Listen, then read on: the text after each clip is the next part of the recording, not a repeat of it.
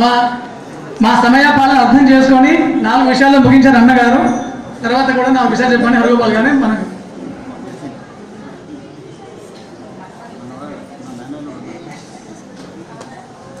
ఈ సందర్భంలో మా శ్రీమతి మత్స్యవేద విజయలక్ష్మి నాకు చిన్నప్పటి నుంచి కూడా మా అమ్మ తరఫున ఆమె ఊరు, మా అమ్మ తరఫు బంధువు, మా నాన్నగారికి ప్రియమైనటువంటి కోడలు. మా వివాహానికి ముందు కూడా ఆమె మాకు పరిచయము. అయితే మా నాన్నగారు, మా తల్లిగారు ఈ భారతీయ సంస్కృతి సాహిత్యం కానివ్వండి, దాంట్లో మాది పరిగి రంగారెడ్డి జిల్లా. మా నాన్నగారు పరిగి లక్ష్మీకాంతరావు గారు, తర్వాత అమ్మగారు మా అనసూయాదేవి గారు. వారు తర్వాత మా సతీమణి ఏ కార్యక్రమం అయినా కూడా నాకు ఎన్ని పురస్కారాలు వచ్చినా కూడా నాకేంటంటే అలవాటు అంటే నేను ఒక్కడిని తీసుకోకుండా నా దగ్గర ఉన్నటువంటి కనీసం ఏ పురస్కారం అయినా కూడా ధన్వంతరి కానీ, దర్శనం కానీ, మనకు రుద్రవీణ కానీ, మిగతా విద్యారంగంలో కానీ, విదేశాల్లో కానీ వారు లేకుండా నేను ఏ విధంగా కూడా పురస్కారాన్ని తీసుకోవడం జరగలేదు.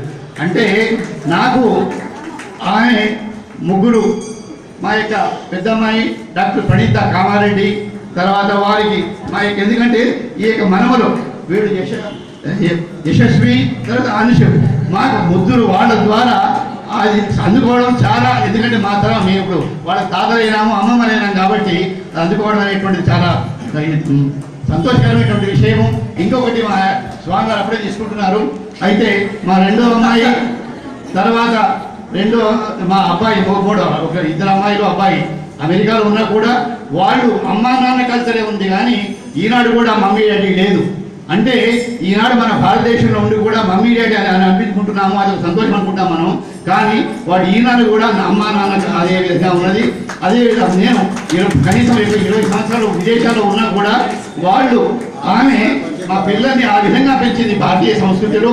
కాబట్టి నా యొక్క జీవితం పరిపూర్ణ అవుతుందంటే నాకు ఈ ముఖ్యంగా మన ధర్మార్థ మోక్షాల్లో బ్రహ్మచర్యము, గృహస్థము, వానప్రస్థము, ఇప్పుడు దీంట్లో వానప్రస్థంలో ఉన్నాము.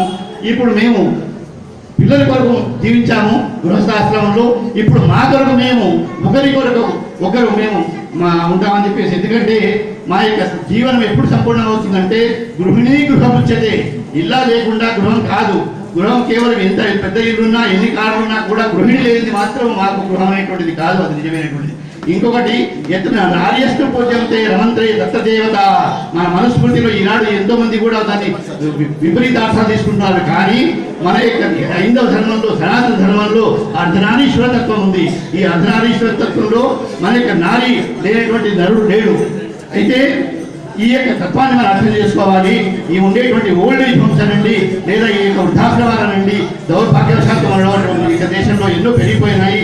అవి మనకు చాలా దుఃఖదాయకమైనటువంటి. నేను ఎక్కువ ఈ సమయాన్ని తీసుకోకుండా వృత్తిరీత్యా నేను అధ్యాపకుడిగా, ఆచార్యుడిగా, తర్వాత న్యాయవాదిగా ఉండడం వల్ల మాకు ఈ అవార్డు ఇచ్చింది. అందుకని మా అన్నగారు చెప్పారు, ఆయన మైక్ ఇస్తేటువంటి. కాబట్టి ఈనాడు మా ధర్మపత్నిని నేను మా యొక్క మనవల ముందరలో మీ అందరి సమక్షంలో నేను సత్కరించుకోవడం అనండి, సన్మానించుకోవడం అండి, అభినందించుకోవడం అండి నాకు ఎంతో సౌభాగ్యం జరుగుతున్నది.